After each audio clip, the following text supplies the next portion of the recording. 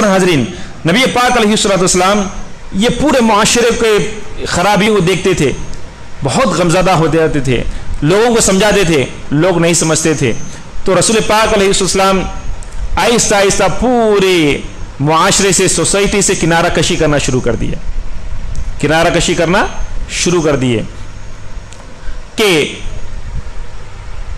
مکے سے 3 میل دور پر جبل نور پر بڑا پہاڑ ہے، وہاں پر ایک غار ہے، اس کا نام ہے غار ہیرا، گوی غار ہیرا، اس میں جا کر نبی پاک علیہ السلام یہ پورے دنیا سے بیزار ہو جا کر، ان لوگوں کی خرابیوں کو نہیں دیکھ سک کر، کنارہ کشی کر کر وہاں پر جا کر مراقبے میں، ذکر اذکار میں بڑھ جاتے تھے، اللہ کی یاد میں بڑھ جاتے تھے. اور نبی پاک علیہ السلام بی بی خدیجہ سے توشہ لے جاتے تھے، توشے میں ستو ہوا کرتا تھا، ستو ایک بہترین غذا ہے، ستو کھانا سنت ہے، تو ستو لے جا کر غار ہیرا میں جاتے ہیں اور وہاں پر ایک گھنٹہ 2 گھنٹہ جتنے دیر رہتے ہیں، اور کچھ بھوک لگی تو ستو کھا لیتے ہیں، وہی اسی طرح گزارتے ہیں. جب کبھی کھانا وغیرہ ہو گیا تو پھر نیچے اتر جاتے ہیں. کبھی کبھی حالات ایسے بڑھتے بڑھتے نبی پاک علیہ السلام 1 دن 2 دن بھی زیادہ رہنا شروع کر دیے، تو بی بی خدیجہ جو ہے ان کے لیے کھانا لے جاتی تھی، بی بی خدیجہ ان کے لیے کھانا لے جاتی تھی. تو آہستہ آہستہ کہ یہ کنارہ کشی کے غار ہیرا میں رہنے کے وقت بہت زیادہ ہوتے گیا، کبھی 3 دن تک بھی نبی پاک علیہ السلام غار ہیرا میں اللہ سبحانہ و تعالیٰ کی تجلیات میں گم تھے.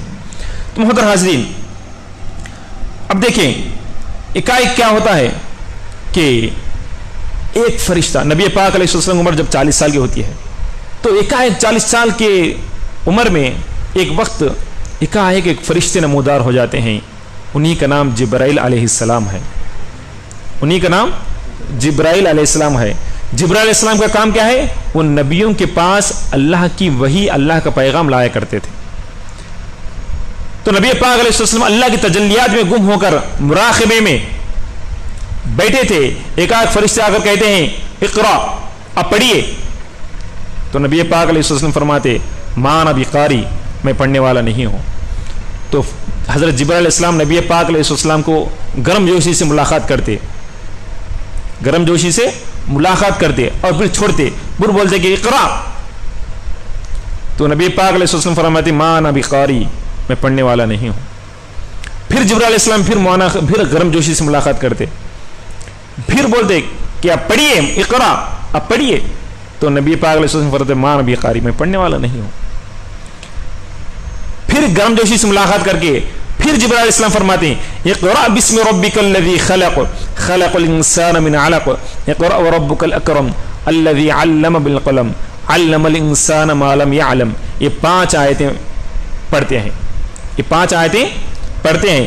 تو نبی پاک علیہ السلام اقرا بسم ربک الذی خلق، اللہ کے نام سے پڑھو، جیسے ہی پڑھنا تھا تو نبی پاک علیہ السلام پڑھنا شروع کر دیتے.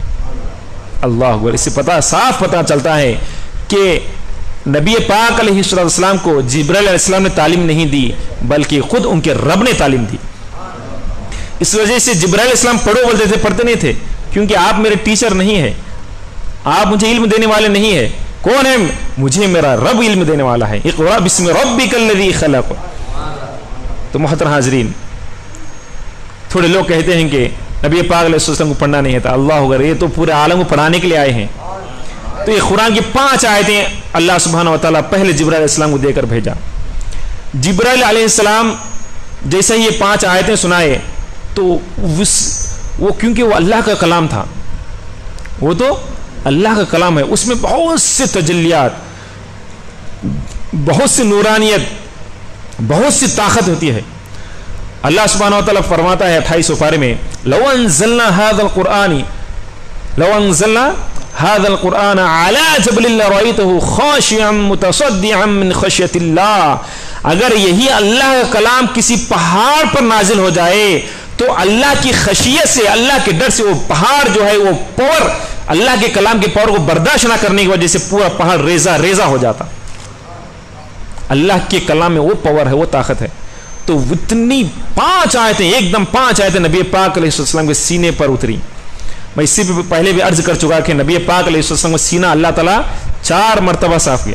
बचपन में ही, क्योंकि ये सीना जो है ये हमारे जैसा सीना नहीं है।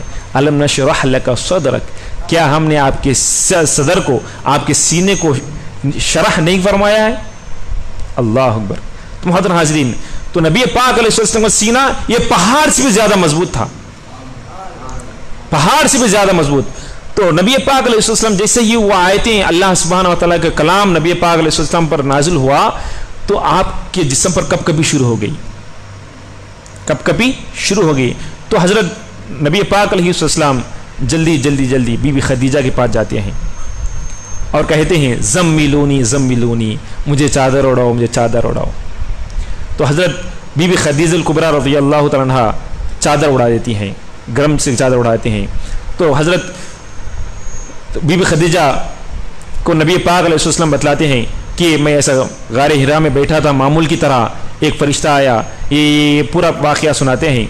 तो नबी पाक अलैहिस्सलाम के बीवी फरमाती हैं कि आपको कुछ भी नहीं होता, क्योंकि आप रब की इबादत करने वाले हैं, जालिम के खिलाफ होने वाले हैं, मजलूम के साथ देने वाले हैं, आप हरे पर रहम फरमाने वाले हैं, आपको कुछ भी नहीं होगा। तो आप नबी पाक अलैहिस्सलाम को लेकर बीबी खदीजा जो है अपने रिश्तेदार भाई वर्का बिन नौफल के पास जाते हैं, जो बहुत बड़े आलिम रहते हैं, बहुत ज़ईफ़ रहते, उनके पास जाकर ये पूरा वाक़या सुनाती। तो उन बोलते, वो बहुत बड़े आलिम वर्का बिन नौफल बोलते कि बेशक ये वही फरिश्ता है जो नबियों के पास वही लाया करता है, ये वही फरिश्ता है जो नबियों के पास वही लाता है, पैगाम, अल्लाह का पैगाम लाता है। यकीन जानो कि आपके शोहर अल्लाह के रसूल हैं, अल्लाह के रसूल हैं। मैं क्या खूब होता, उस वक्त जवान होता मैं, जब उनकी कौम उनके शहर से निकाल देगी, उनकी कौम उनके शहर से निकाल देगी। तो नबी पाक अलैहिस्सलाम फरमाते हैं क्या मुझे मेरी कौम मक्के से निकाल देगी? तो वो आलिम कहते हैं हाँ निकाल देगी। यही हर पैगम्बर के साथ हुआ है, यही हर नबी के साथ हुआ है कि जब कभी उन हक का पैगाम ले जाते हैं तो उनकी कौम को झुठलाती है। तो मुहतरम हाज़रीन, जब नबी पाक अलैहिस्सलाम आते हैं तो वहाँ सर जब दिन की दावत देना शुरू कर देते हैं, तो सबसे पहले उनकी बीबी खदीजा कुबरा रज़ियल्लाहु तआला अन्हा ईमान लाती हैं, और साथ ही साथ 5 अशख़ास ईमान लाते हैं। औरतों में सबसे पहले बीबी खदीजा कुबरा रज़ियल्लाहु तआला अन्हा, बड़े मर्दों में सबसे पहले हज़रत अबू बकर सिद्दीक़ रज़ियल्लाहु तआला अन्हु ईमान लाते हैं। बच्चों में सबसे पहले हज़रत मौलाए कायनात अली मुर्तज़ा रज़ियल्लाहु तआला अन्हु ईमान लाते हैं। और गुलामों में सबसे पहले हज़रत ज़ैद बिन हारिसा रज़ियल्लाहु तआला अन्हु ईमान लाते हैं।